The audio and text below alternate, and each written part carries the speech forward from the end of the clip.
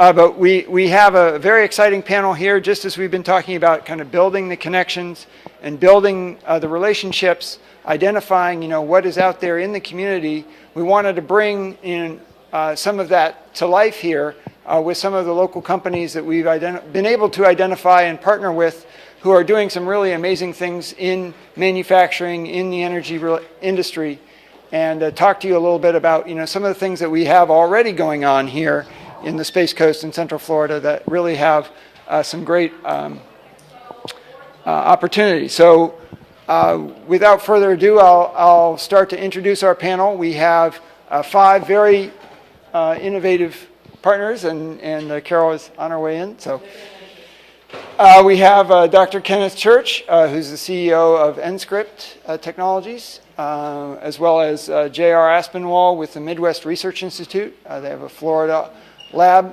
and he'll be talking a little bit about the Midwest Research Institute, some of the programs that they have going on, including the National Renewable Energy Lab. Dr. David Bartine from Lighting Science Group, which is a local lighting manufacturer. Dr. Bob Scaringe from Mainstream Engineering, which does a lot of different engineering technology in biofuels, in engine technology, and a wide range of other things. And Carol Craig, who's CEO, CFO of Craig Technologies, which is a major contractor involved in simulation business, as well as in a lot of manufacturing processes as well. So without further ado, we'll move on to our first panelist, who is Ken Church.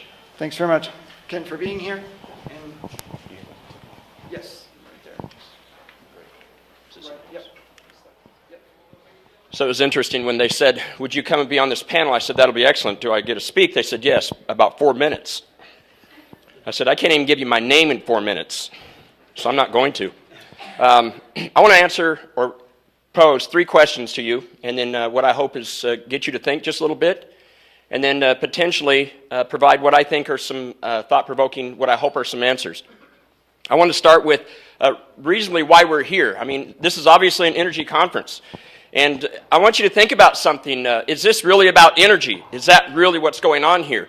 And if that is true, it's interesting because it's kind of like water. If it were about salt water, I frankly don't think you would be here because there's so much of it, and there it is, and it's easy to access. You just go out and get whatever you want. And so there wouldn't be a big hubbub about it, I guess you might say. And so I'm going to ask the question, why energy could be a great business opportunity? And I'm going to show you why that's going to be important, because here's the thing, and why I talk about maybe salt water. I guess there's some of you who can make a business out of salt water. You can convince us to drink anything maybe. But here's the thing that's really interesting. Here's what I want you to think about. Is your job in this room, for those of you who are leaders, is your job to create jobs? Is that your job? Because I can tell you this right now, if that's your job, you're going to fail. Businesses are not in the business to create jobs. It's really important to understand that. Nor is the federal government in the business to create jobs, nor is the state government. And when they get in the business to do that, you're going to see how it all works out. And we've been seeing how that does work out. So I want you to keep in mind something. Businesses are not in the business to create jobs. All right? What are they in business for? That's right. They're here to make money. And so if you're not in the business to make money, then maybe you should work for me, because I'll let you work for free. And I'm okay with that. But when it's time to really get down and start paying the mortgage and everything, then all of a sudden, all the rhetoric doesn't matter, does it? We can talk about how everything's going to happen, but when it's time to pay the mortgage, nothing's going on. So we keep talking, don't we? So here's the thing. Let's go ask the real question, why energy can be a great business opportunity. And I'm going to also pose something else, why it won't be. I'm going to show you something on that, and then maybe how to make it one. Let me tell you why I think it could be. So I appreciated some of the big companies up here this morning and how they're presenting to us the idea that this is big business today. And if you looked at it, and I think one of the presenters presented something maybe just a little bit different, but the bottom line is go out and look at it. And what we're seeing is the number of trillions of watts that the world uses in energy. Trillions of watts in energy. Not just the amount of that's being pumped out of a power plant, but the trillions of watts that we use in energy today. You're somewhere around that number of 10 trillion watts. Maybe a little more, 10 trillion watts. By 2050, they're talking almost 3 times that. 3 times. And I want you to look what happens. So if you built 8,000 new nuclear plants, 8,000, and so if you built one every other day for the next 43 years, you can build 8,000, then you can amount to 8 trillion watts. And just keep doing it up. Dam up every river, put a windmill all over the earth, and then put field crops over the entire planet. And you have to ask yourself, is that feasible? Is that possible? Okay. I'm missing one of my slides here. Let me go back in and summarize something else that's going on. When you start looking at that, and you look at the amount of energy that's out, that we have access to us, one of the sort of underrated ones is the sun. And I'm not here to promote necessarily solar technology, except to say I appreciated the speaker earlier where he talked about there is a niche for it. And you need to know it is more of a niche, but it's a significant niche. It is one that if we do it and do it correctly, is going to rise. So what is going on here is the solar industry. The solar industry is going to be more than $1 trillion.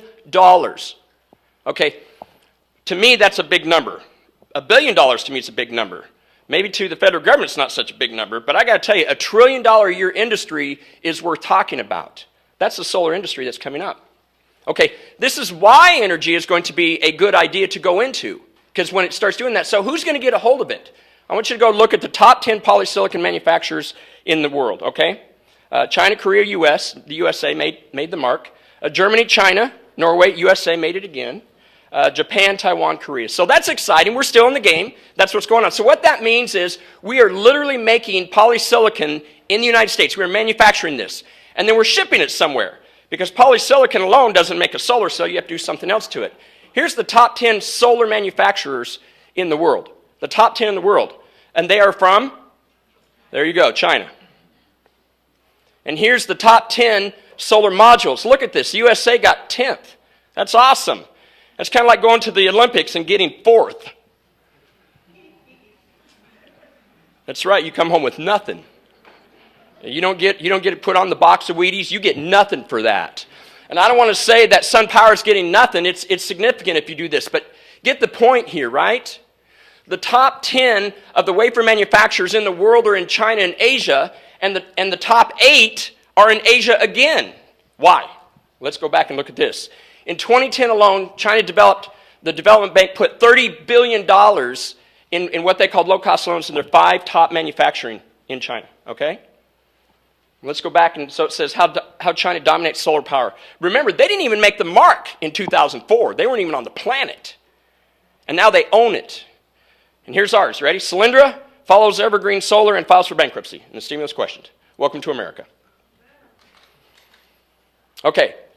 Here's the point. What are we learning from this? What is going on from this? Number one, as a business person, what is our job? Our job is to go make money. And sometimes we look at it and say it's an investment. It's such a big investment. And welcome to China, man. They're investing. And right now, there's big debate on what's going on. And someone's talking about the price of the solar cells are coming down. And because of that, if you bought solar cells at a very high price and you're sitting on wafers, you're in trouble. Welcome to Solyndra. Welcome to Evergreen. They're in trouble. Welcome to the U.S. And so how come the Chinese companies aren't having to bail? It's because they're getting money pumped into them. And we can come back and we can complain about all we want, but the bottom line is this is what's going to happen. So the U.S. is talking about, slapping sanctions or something against me. They're going to put some little fines on them. Really? And both sides of the argument are happening, okay? Both sides are happening. Here's what I'd say. Somebody came back and said this. This is a global economy. Wake up. We have to go back and start working with it as a global economy and start doing that. Here's what I'd say happens, all right? I think what's got to happen is we're going to have to do something where not so much where we're going to go back and steal making wafers from China. I don't think that's going to happen. I think they own it, and that's what's going to happen. Maybe we can work it. Maybe we can have manufacturing of wafer here in Florida. But here's what I really believe. I don't know if you know what personalized electronics are, personalized devices are, but if I asked how many of you had an iPhone, would you raise your hand really quickly, iPhones? And what I do is I take every one of your iPhones, and I bet they still look different. It's interesting. You do know where they're made, right? China. I know you think they're made in Seattle where Apple's at or something, don't you? They're made in China, in Shanghai. And they make $130 a month to make that phone, but yet every one of your phones look different because you put a different cover on that. Some of you put covers on there because they look cool, some because it protects them, whatever, but they all look different. That's called personalized. Some of you have personalized license plate. It'd be really interesting if I could take your iPhone and I could personalize it, and maybe when I'm done, I take your iPhone and I put it in the shape of my sunglasses. And so maybe I walk into the mall instead of walking over to Apple or walking over to Oakley. I walk into some place and I lay out something in 3D and I say print, and it prints it. And my iPhone's now in this. Wouldn't that be neat? What would you rather buy? Steve Jobs' phone or mine? Or maybe you'd rather buy your own. And here's the point with this thing. Our job, I think, as educators from the University of Central Florida, our job as groups here at Space Coast, our job, I think, is to do one thing and one thing only, and that's to enable. I don't think we're going to create jobs. We're not going to do that well. But we can enable. And who do I think we enable? I think we enable the entrepreneur. I think we enable mom and pop. Can you imagine 20 years ago when they said, what do you do with an inkjet printer? Well, I didn't know what an inkjet printer was. Well, what do you do with these printers? Only big companies have printers. Can you imagine 20 years later, everybody would have their own personalized inkjet printer on their desk, and they make photos, and they can make their own copies? That was ridiculous to think about. Can you imagine everybody having their own personalized 3D electronic printer? What if I wanted to print a solar cell?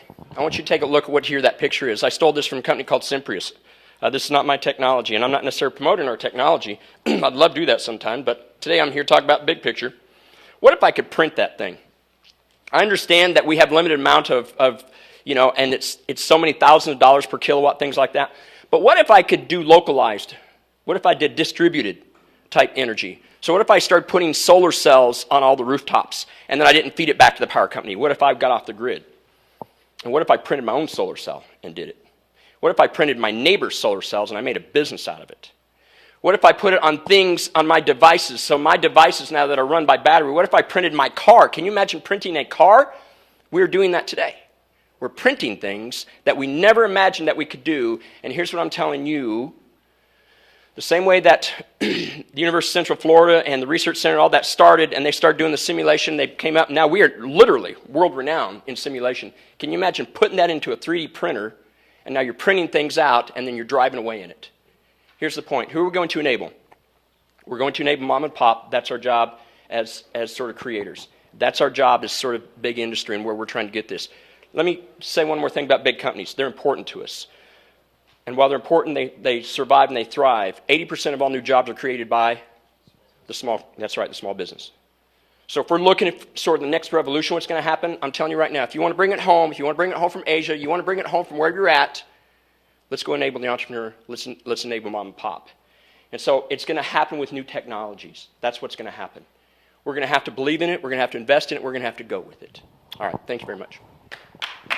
Thank you, Kren. Great job. I'd like to bring up our next presenter, who is J.R. Aspinwall. He's a staff engineer with the Midwest Research Institute here in Palm Bay. And we'll take it away, J.R. Yeah, I want to start by thanking Mike and the consortium for having us here. Mike made a comment during the previous panel that there are a lot of companies, a lot of jewels that are here in the Space Coast that no one really knows about. I think that MRI Global is one of those companies.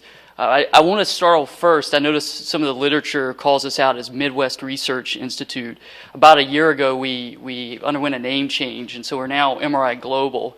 And I thought I'd gotten used to saying MRI Global, but now by coming here, now I'm back into Midwest Research Institute mode.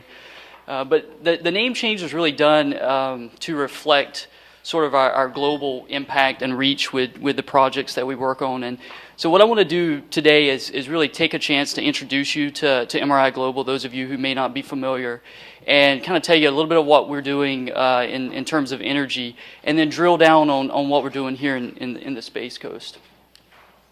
So just an overview, we're an independent, not-for-profit research company. We're proud of saying that we provide solutions, and you can't really have a solution unless you have a problem. So basically, we've made a business out of solving other people's problems. You can see here the different areas that we work in. National security, defense is probably our biggest area. But energy, actually, the DOE is our single biggest customer.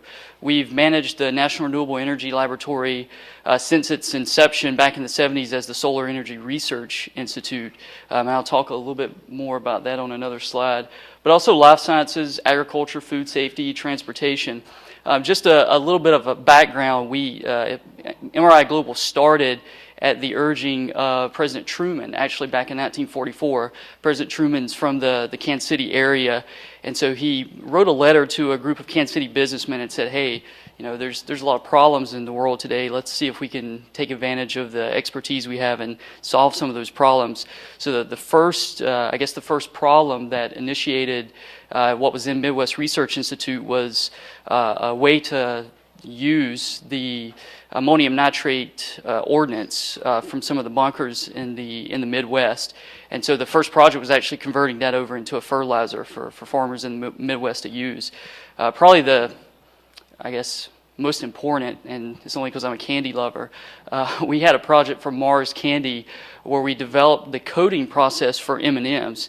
And so we went from, Mars went from being able to make a few hundred pounds an hour to a couple of tons per hour. So it's probably the thing we're most famous for. But also Folgers crystals, we did some research there. More recently, we've done some research for the space program, developing portable coolers for astronauts in transit. And especially since September 11th, we've done, and a lot of my background, work in air sampling and biothreat mitigation. So just want to point out here the different regions. Again, we're headquartered in Kansas City, Missouri, started in Missouri. Interested to point out, every place on the map here in some fashion or another does research in the field of, or in the area of energy. Obviously the first site being in Missouri, we expanded out to Colorado with NREL. We now run the Solar Technology Acceleration Center, which I'll talk about, which is also in Colorado. Our next biggest expansion was actually here in Florida about 12 years ago. Our office is located down in Palm Bay, and the office that we're in now, the laboratory that is there now, actually started about 20 years ago as Brevard Teaching and Research Laboratory. And that laboratory started up, actually our current CEO started that laboratory doing, stormwater analysis for Indian River Lagoon and so forth. But the labs up in Rockville, Maryland actually were an outgrowth of the Florida office. And so now we've expanded up into Virginia. We have a mobile laboratory staging laboratory up in Charlottesville, Virginia, a couple of labs in Maryland, and then most recently we're part of a contract to provide cost-benefit services to the National Energy Technology Laboratory, both in Pittsburgh, Pennsylvania, and Morgantown, West Virginia. So I pointed out we do manage the National Renewable Energy Laboratory and have done so since its inception back in, I believe, 1977, 78. I think about 3 years ago, we entered into a collaborative LLC, DOE, the government in general, starting to move more towards LLCs for management of labs with, probably our biggest competitor, Battelle Memorial Institute, and we formed the Alliance for Sustainable Energy to manage NREL. Just something I wanted to point out, alternative gaseous energy technology. We have done some research, although a lot of that is focused in Kansas City. The biofuel vehicle test in particular, we did some long-term studies with the city of Kansas, Kansas City to do some fleet testing there. But we've also done some work looking at carbon nanotube substrates for hydrogen storage for vehicles. Again, I want to point out here Solar Tech, the Solar Technology Acceleration Center. It's one of the largest solar technology testing sites in the U.S. And really the big thing about Solar Tech is it's a facility where companies that are pretty close to commercialization or really maybe already there can take their technologies and rapidly move through the hurdles to get those to market.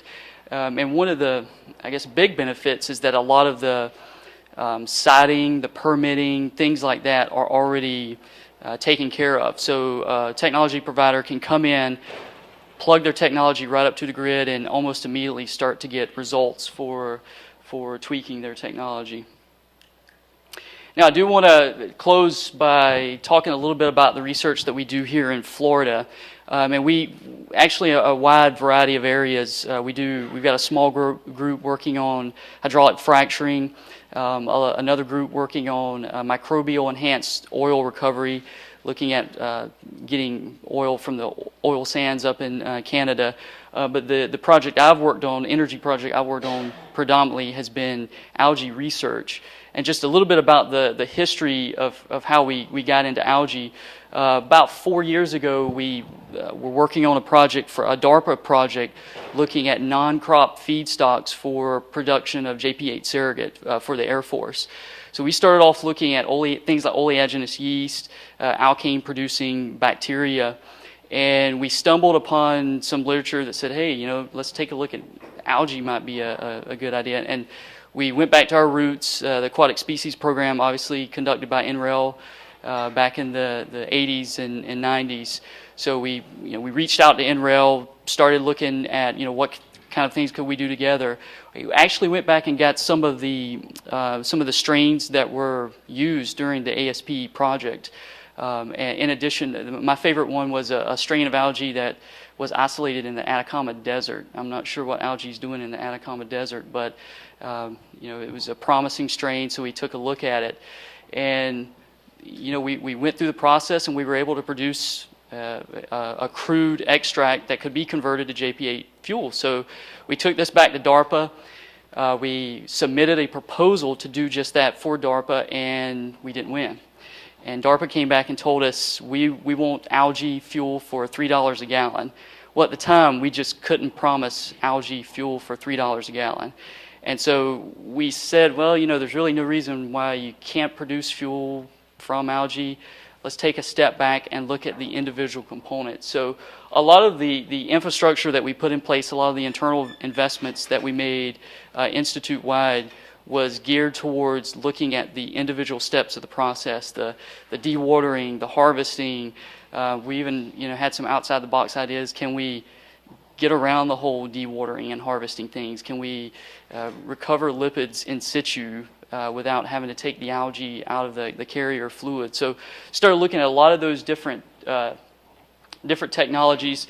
I show up here on the screen, we've got what I call a test tube, basically. It's a very small, especially compared to some of the high-rate ponds that NREL use for the ASP, very small raceways, but really it's something that gives us the volume, the area that we need to produce measurable quantities of lipids from algae.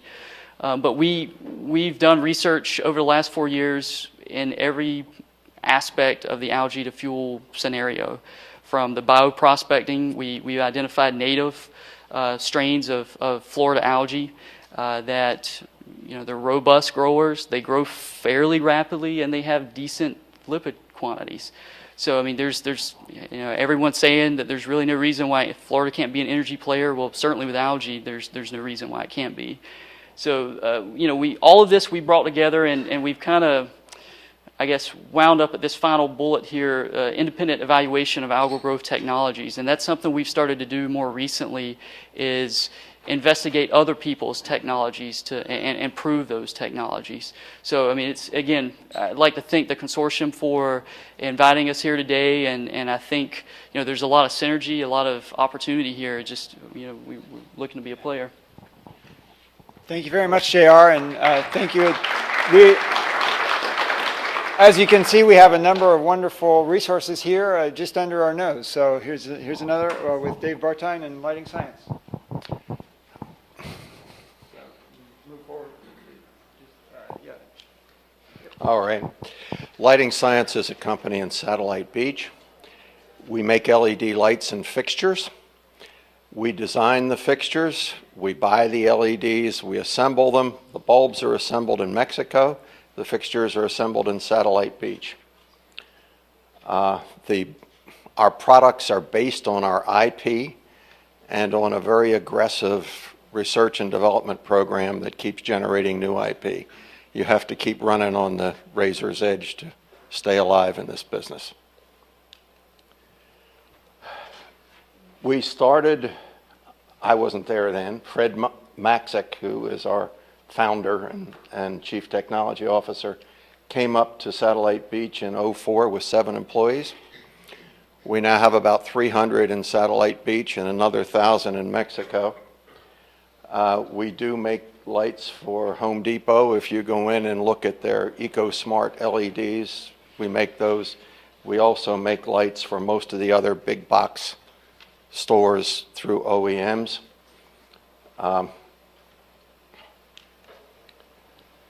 The bulbs are energy efficient and produce a lot of light. The payback is a short term. I don't know if it's going to last 20 years. Nobody knows. We haven't run them for 20 years yet. I know it's going to last about 10.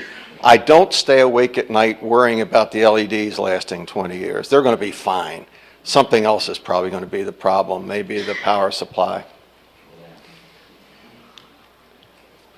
We make fixtures that are, as you can see, parking lots, building exterior, pathways, high bay, low bay. They also are energy efficient. Some of our collaborators,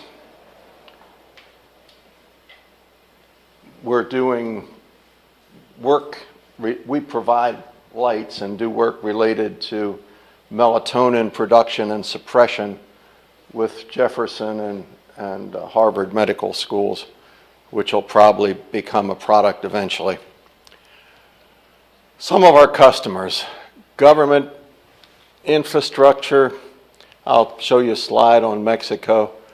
I think we're going to put some street lights in Washington, D.C. downtown pretty shortly, a few thousand. Commercial, schools and universities, retail and hospitality. Simon Malls isn't local. Simon Malls is a big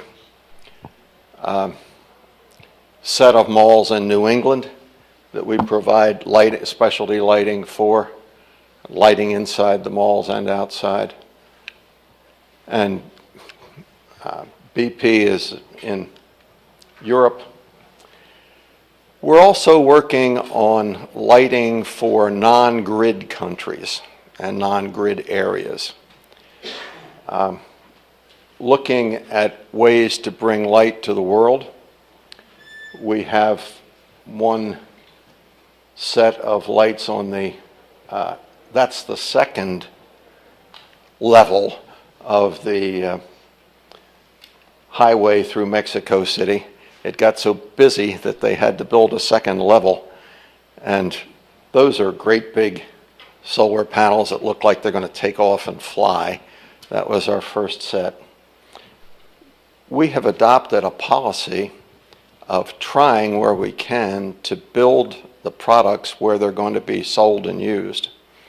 So within the next quarter, second quarter, we'll start making lights in India for the Indian market, both bulbs and solar-powered street lights or lights for exterior production. Some of them will be tied to the grid, and that's an interesting challenge, by the way. Having a power supply that will stand up to the fluctuations of the grid in India is a challenge, but we're looking forward to it. Think it's going to work fine. We do specialty lighting as well. The Comet, the Times Square ball, which I'm happy to say we have one more year under warranty. I will be glad to build them a new ball or have them continue. Let's see, Cartier in Paris, Louis Vuitton in Las Vegas, City of Dreams in Macau. One of the more interesting, closer ones that you guys can go see it if you want to. I got to see it last Thanksgiving. We just put together a light display for the Atlanta Botanical Gardens. That's really kind of fun, and so this works kind of the fun end of the business.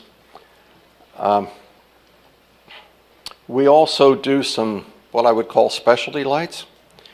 During the episode in Chile when the miners were stuck downhole, we built 6 lights that went downhole and provided their first light. We were given 100 watts to work with. So we built 6 15-watt lights that gave them a reference. You don't think about it, but without light, you don't have a day-night reference. We're used to day-night, and if that doesn't happen, you get all mixed up, and it becomes very difficult to function well. The future looks interesting for us. The market is growing rapidly. LEDs are on a Moore's Law type curve. About every 6 months, the products get better, say 10, 15%. Huge numbers of reactors which make LEDs are coming online and starting to produce. Taiwan is just starting to chunk them out, and China will be in there, give them 2 or 3 years, and they will swamp the market. So the LED price is going to go way down. At the same time, people are learning how to make the LEDs better, so their efficiency and their thermal stability is going up. So the products are going to do nothing but get better and get cheaper. Last year, we made 4.5 million bulbs. That's the biggest manufacturer of LED bulbs in North America. This next year, I think we're going to make about 10 million. So our new technologies are what drive us and keep us moving ahead and keep us up with the large companies. And we are contributing to energy conservation and hope to contribute to lighting for the world. And we're starting. So, thank you. Thank you very much, Dave. And I didn't properly introduce you. You're a living, breathing example of technology transfer, since he's also the former director of the Applied Technology Directorate at KSE, and then moved into this job to go make the world a lighter place. So moving on to Bob Scaringe, and thank you very much, Bob. He's CEO of Mainstream Engineering. What brings the Springs presentation? Okay, well, I'm going to talk a little bit about what we're doing at Mainstream. Mainstream is a 26-year-old company. We're located in Rockledge, Florida. We have about 85,000 square foot of R&D facilities. Our goal is thermal control and energy conversion systems. Then we tried to spin off the technology into different companies. You may have heard of RIVIA, which is the 95 mile per gallon diesel electric hybrid vehicle, or the 65 mile per gallon vehicle when it runs on gasoline. That's going to be manufactured in Brevard County in 2013. That's a spin-off of Mainstream. So I'm going to talk specifically about some of the technologies we're doing right now. We don't believe that you should pursue a technology that doesn't make economic sense on its own 2 feet. In other words, we don't want to go after technologies that require the government to give some sort of subsidy or tax break or something like that, because every 4 years the government changes its mind on what it wants to do, and we believe in a much longer sort of timetable. So I'm going to show you technologies that they're spanning the globe here. I'm going to be talking about hydrogen storage. I'm going to be talking about thermal electrics, because it's very difficult to tell which is going to be the winning technology, and the winning technology depends on how good you can drive cost out or performance up. So I'm just going to hit on a couple of very specifics. In the automotive area, we are the only U.S. manufacturer of a small turbocharged diesel. Now, a diesel engine gets about twice the efficiency of a gasoline engine. But in America, we all have gas electric hybrids because we don't manufacture a small diesel engine. Now, the Europeans have lots of diesel. And if you've been watching the news lately, you see Volkswagen and you see Audi and you see all these other foreign companies starting to talk about, why aren't you guys in America driving diesel?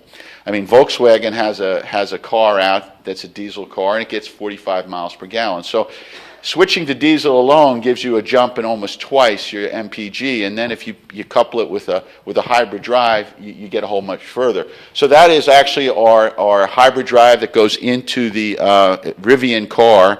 It's also it also serves as a 30 kW generator.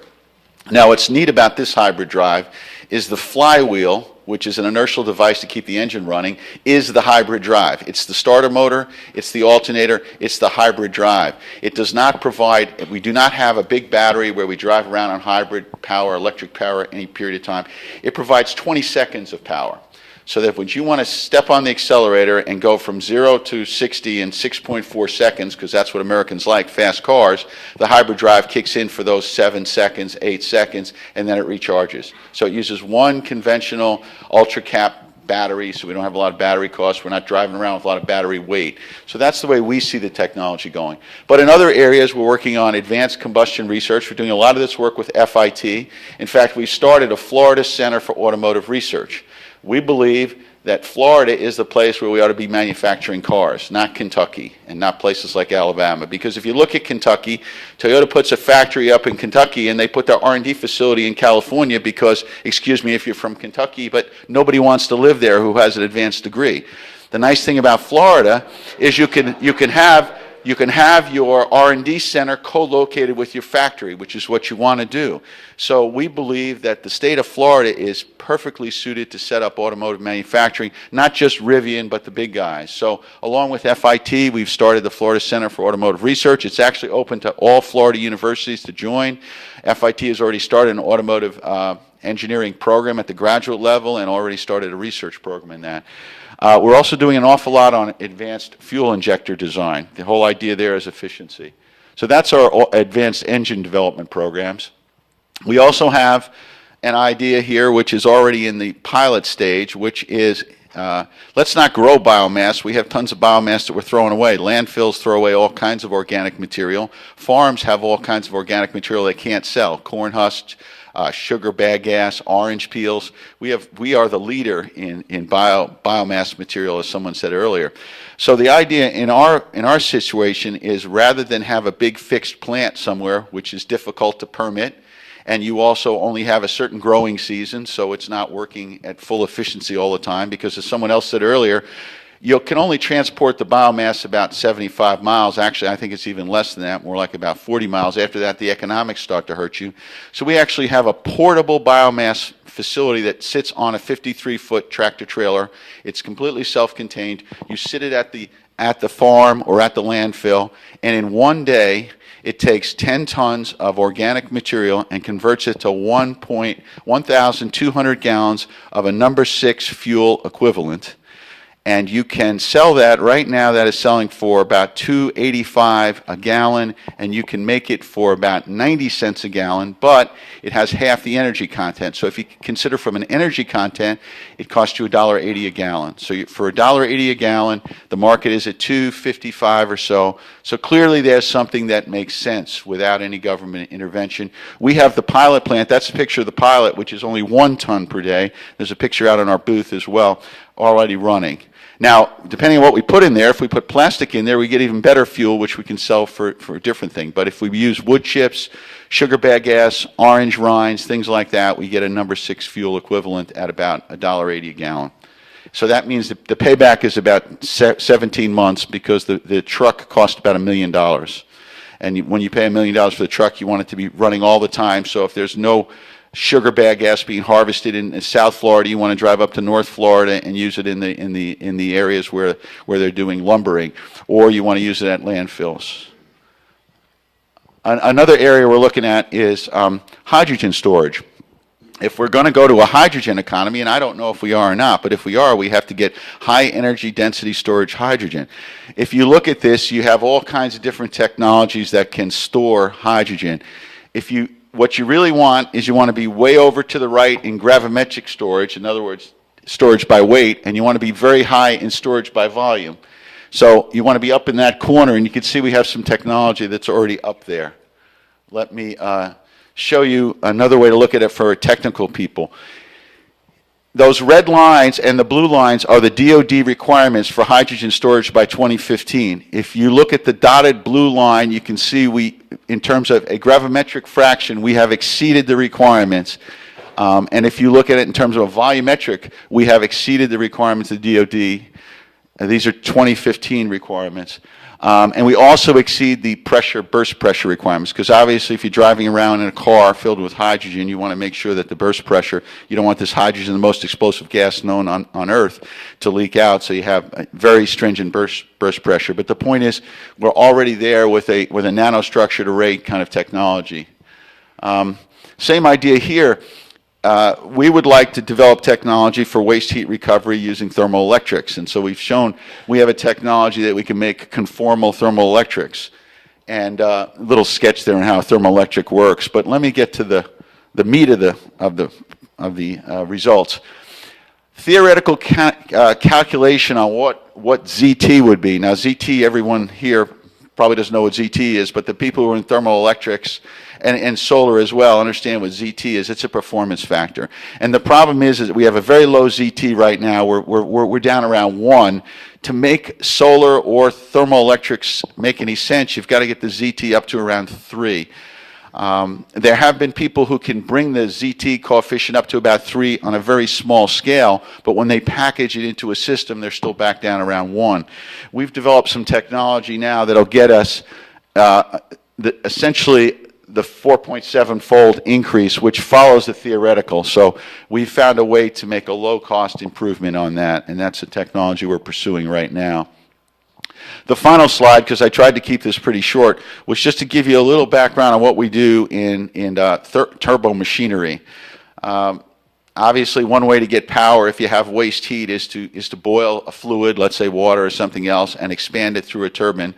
And the efficiency of the turbine is really where the rubber meets the road. If you have low efficiency, then you don't make much of an economic statement. So you have to get the efficiency up. So just to give you an idea of some of the turbines that we've built, and I think the point I want to show you here is we have made turbines that run, this is a little bit outdated, that says 115,000 RPM. We've actually gone up to 120. So that's 120,000 revolutions in a minute. That is really spinning fast. And the idea of spinning it so fast is it gets much smaller. Now, for the technical guys in here, we could actually spin them faster, but windage becomes a drag on it, and it lowers the efficiency, so you have to pick the speed. But the key to the takeaway here is the technology is now available to make magnetic bearing controlled or some ceramic systems that'll run at very, very high speeds, which is what gets the size down, typically brings the cost down, typically brings the efficiency up. So that's sort of a real quick, I was supposed to take 3 or 4 minutes, I think I did, a real quick overview on what we do at Mainstream.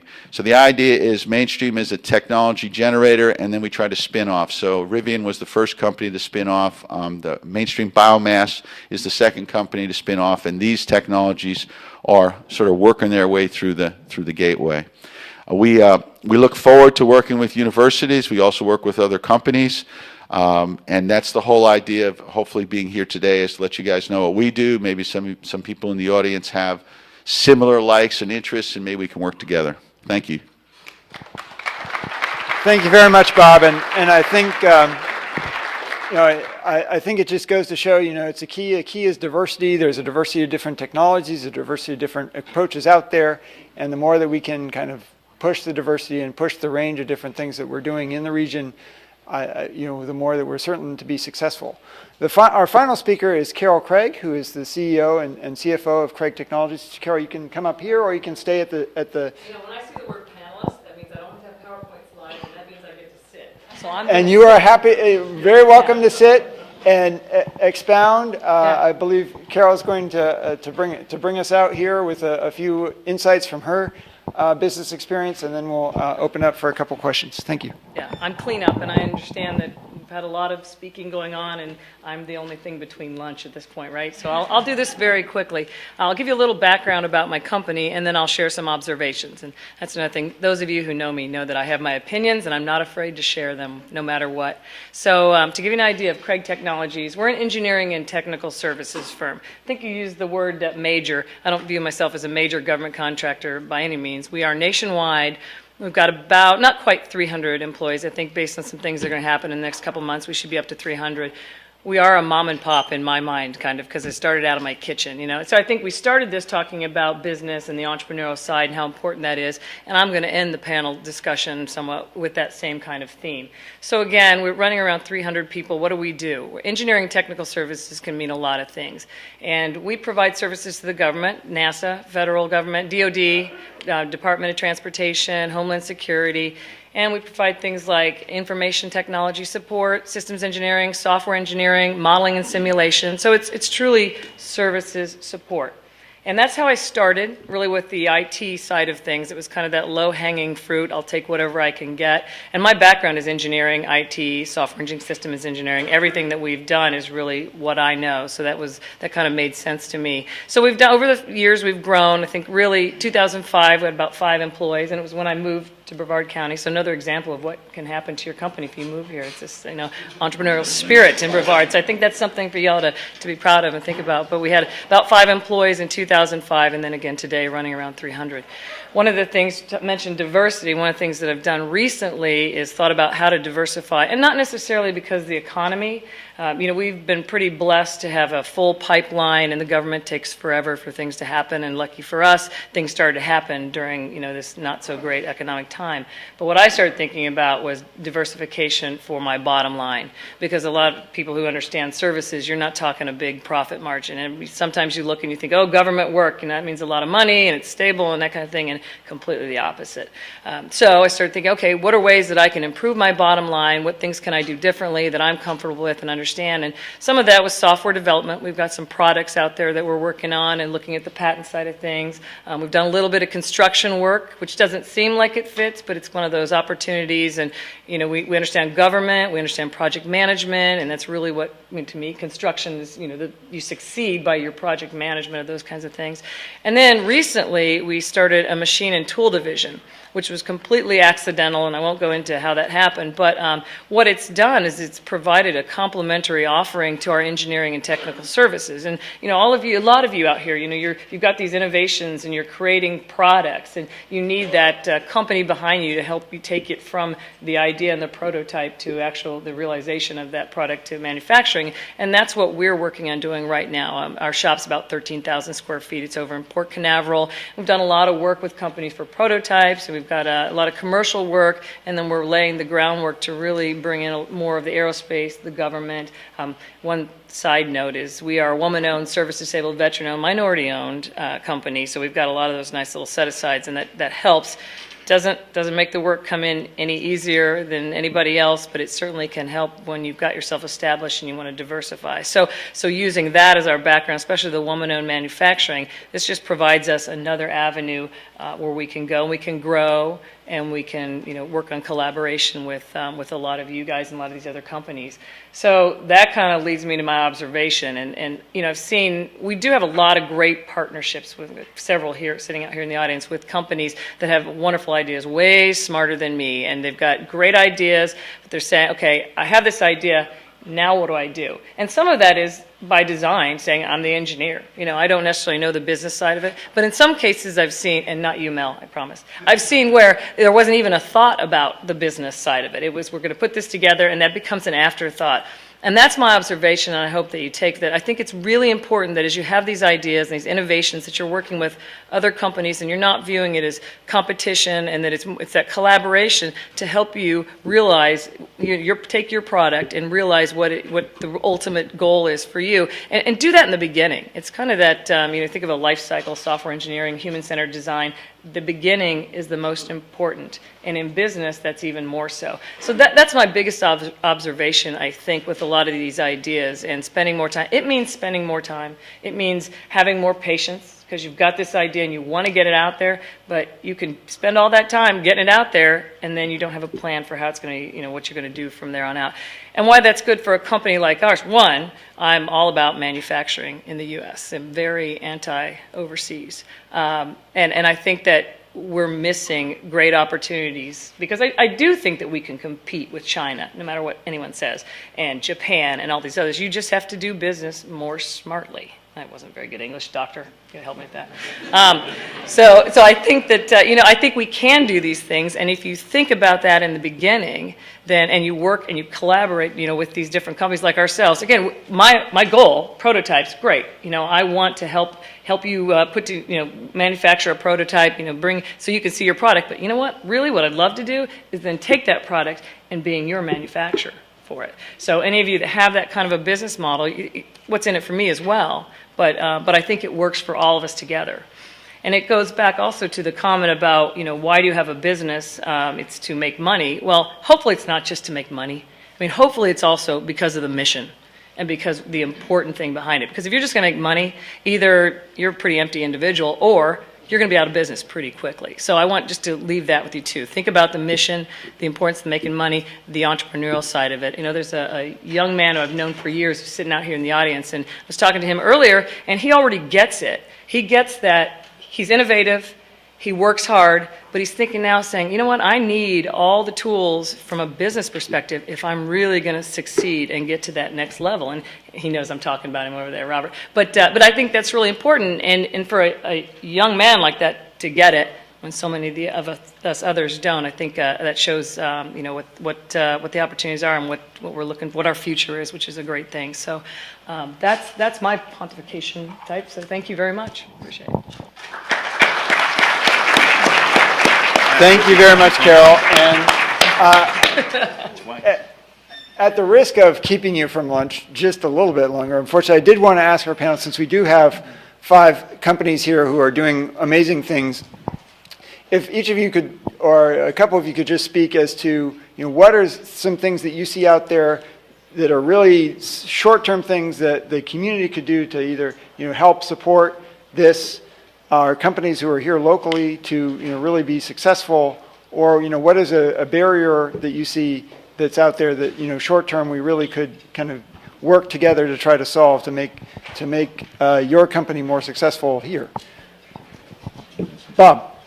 Yeah, I was going to say something on this. I believe, as you do, that we should bring everything back to manufacturing in the U.S. I really believe it's possible. We manufacture all our products in the U.S. Shipping rates are going way up. Labor rates in China are going up. It's getting more and more a pretty equal footing. Part of the problem that I think we have is, and it's related to access to capital, but part of the problem we have, I think, in America is that we have lost so much of the manufacturing base. It's hard to start it back up. And I can give you some solid examples. For instance, we were looking for someone in Brevard County, and then we opened it up to Florida, and then we opened it up to the U.S. that could make steel boxes. There was not really a lot of technology. It was a welded steel box that weighs around 5,000 to 6,000 pounds, had some pretty tight tolerances, but it was welded steel, okay? We were willing to provide, and they sold for $10,000. We were willing to buy 50 of them a month, for the next, so that's $500,000 a month for the next 5 years, okay? Now, that's not our business, but we are an engineering company, so we did a takeoff on it and figured that the materials and labor, using Florida labor rates, would come in around $8,000. So there was a 20% margin in that. We could not find a company in Brevard. We could not find a company in Florida. We could not find a company in the Southeast. We could not find a company in America that could do that. Now, they are getting made in Mexico, which is better than China, but not much better. We should have been able to make that here. So those are the kinds of problems. We talk about these things, but then when a company has a job and says, here it is. Now, part of the problem, I think, was access to capital, because whoever was going to do this, since we haven't been manufacturing in such a long time, would have had to do some tooling, and they would have needed to borrow money. And today you borrow money on a 5-year balloon or a rate that's variable, and it's very difficult to make the business case, right? Because you don't know if interest, which happens to be at 5% now, might be at 15% the way things are going. So we do have some structural problems. I don't know what the solution is, but for if there are any state or federal people here, these are the problems that we have. I don't believe, and this is a personal thing, I don't believe we need training dollars. I think companies will train their employees. I think what we need is better access to capital for small businesses. And I'm not talking about someone who wants to do an IPO and do a big, large amount of capital, but a small machine shop, a small fabrication company, a way to get capital to those people so they could take on these kinds of jobs. I mean, at a $500,000 a month, it's still only $6 million worth of revenue, right? It's not a big contract, so it's not going to, you're not going to get a shipbuilder doing it, but there's plenty of, quote, mom and pop shops that would think that's wonderful if there was access to capital. So I think our biggest problem in the U.S. right now is that, access to capital. I want to comment on that, because Bob, by the way, we can do that for you. But no. Too late now. No, I know. But- So actually, here's what I want to say about that, is that. But no, we if heard you can about do it, that, no, if you can But do we heard that. about it. Oh, So you did? Well, Okay. but not until it was too late. So Okay. is that part of the issue, is that we're not getting the word out there, what your needs, there's a manufacturing capabilities database that the EDC has put together, and they've just unveiled it, and it's out there now. And we also have an industry council, which I happen to be the chair of, and I see some of my board members here, the members here. And I think that's part of what we talked about, that, getting the word out of what our capabilities are, is important. And I think we found out about it through Frank DeBello, but it was like a week before you already were ready to make a decision. So there wasn't a way to very quickly turn that around. So that's the only thing I want to add, is just that, Well, that we may need be to part do of better it, the about that. communications back, because we had 9 months' notice. We had 9 months, and See? so we were working, and we went through the governor's office, and we went through, EDCs, and we went through all of those different things. So. I'd like to comment just a moment. I couldn't agree more with trying to bring manufacturing back to the U.S. Matter of fact, one of the things that keeps me up at night and that I've been working on is trying to get to the point where we can bring our bulb manufacturing back. The only way to do that I've been able to see is to go to an almost totally automated manufacturing approach. Even there are significant problems because the supply chain is moved off. Right. If you want to put together a power supply, you have to get the parts from China. And unless you're very lucky, there's some distributor sitting between you and the Chinese manufacturer. Yeah, So that's if very you're true. really going to move stuff back to this country, we've got to start bringing the supply chain back as well, is what I was. No, that's very true. And to give you a hard example, we were looking at a product that we didn't want. We make all our products in the U.S., but we wanted to see how much it was costing us to make it in the U.S. versus China. So we went over and sent an engineering team over there. They're over about 2 months getting prototype costs and everything else. And in this particular item, by the time we got it here on the shore, it was 22 cents. Now, we used a tremendous amount of automation, and we thought we could make it for 7, which we now make for 5, but it's heavily automated. And the problem is, in certain technologies like yours, it's much harder to do that, because it's the same thing with board manufacturing. A lot of those electronics, by the time you source them all the way over here, it hurts. So the problem that we have is this infrastructure has eroded away, and that's what makes it difficult. Everybody keeps pointing to labor. It's not really the labor. It's much deeper than that. Do you want to speak to that? The only thing I'd say is, I agree with it. First off, trying to pull it back from China is that's a big nut to crack. I don't want to say that we're going to give up. But everybody here knows that's a big nut to crack. And I really believe it's going to take a revolution, not an evolution. It took an evolution to get rid of it, to remove it from the U.S., and I think it's going to take a revolution to get it back. And so, there's not enough time for me to talk about the revolution as much as I believe it's out there, and I believe we have access to it. And I really believe this. I want you to think about what made America great. It was not the federal government that made America great. It was the individuals. And I know that sounds like a lot of rhetoric and like I'm running for president, and I'm not. But the point gets to this. It was about the American willingness to work 20 hours a day if you had to make it work. All right. Welcome to entrepreneurship. Okay, that's important. Number one. Number two, here's the thing. I think if you want to make it happen in this area, here's how I think it would happen. I believe it's this. I think it's a cash problem, and I think it's a management problem, and I think we're sort of short on that a little bit. And here's why I say that. If I go out and I look, where do places in the U.S. grow and grow well? Everybody knows Silicon Valley is growing like crazy. Everybody knows Boston is growing like crazy, and everybody knows Austin is growing like crazy. What do they all have in common? If I'm going to name the 3 places in the United States, on the planet, as a matter of fact, where venture capital exists, where are those? It's those places. It also attracts people who know how to handle that stuff as well, and who know how to put a business plan together, who know how to execute toward that. And so, I mean, and again, we're going to learn that as a group, and so you can see these guys here where they're started with very little and grounding out, and seeing that's exciting. I think there's a lot of people who can do that. We enable each other with that. But there's got to be a collection going on. And so if there's not a collection here, then you're not going to find it here. So we got to keep living off each other. We got to keep, breathing off each other and eating off each other and feeding each other. And when that happens, then it will start growing that way. So I can say lack of venture capital, and I'm not a big venture capital fan, trust me. They have their names, but if you look, the majority of large companies in the U.S. that are started, right, where they got their money, right? So this is an important thing. We've got to keep feeding the monster here, and it does take cash. And so let me go defend myself about money only. that we're in the business to make money. I'll go back and reiterate this. If you're not in the business to make money, you're going to go broke. A byproduct of making money is jobs. It's very important, okay? And that's what's going to happen. Here's the other thing I think that's going to happen. You're not going to stop this. 200 years ago, the #1 job in America was what do you think? Agriculture, farming. And how are we doing today?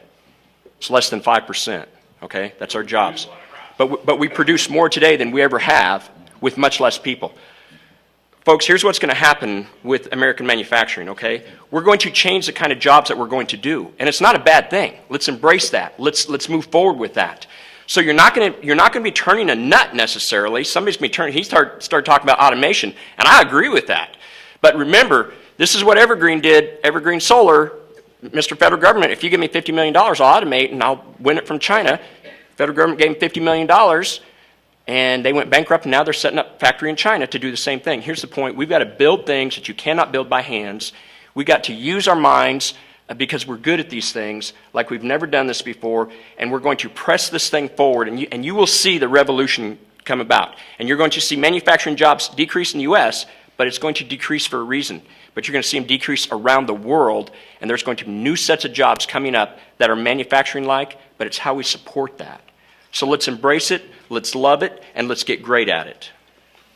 I've got one thing to leave with you. Fred would hit me if I didn't say it. This is Fred's favorite pitch. Now, we're in the lighting business. There is a real revolution in lighting that's about to occur.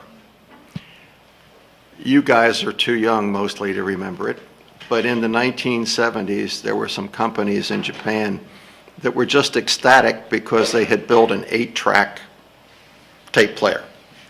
It was about that big by that big and weighed about 60 pounds. Nobody in the world at that time would have envisioned an MP3. And yet the MP3 has way more capability than that 8-track tape player ever did. But it uses a very small amount of material and power. It's just a different world. Lighting is moving in that same direction, so are other products. And that's where the U.S. can win, because we have the high-tech and innovative approach to get us there. Well, let me say one quick thing. I don't want to throw water on everybody's parade, but the theory that Chinese labor is cheap and they do good in things that is very labor intensive is sort of the old Chinese model. If you look at where they are in lithium-ion batteries and stuff like that, which is very, very high-tech manufacturing, which is heavily automated, they own that technology as well. So they are not only a cheap labor source, they are looking at high-tech automation, and that's a problem because that's our bailiwick, I hope all of you will thank our panel for a very, very interesting presentation. I think we have a lot to look forward to. We have a lot of enabling technologies that I think can help us to win the future.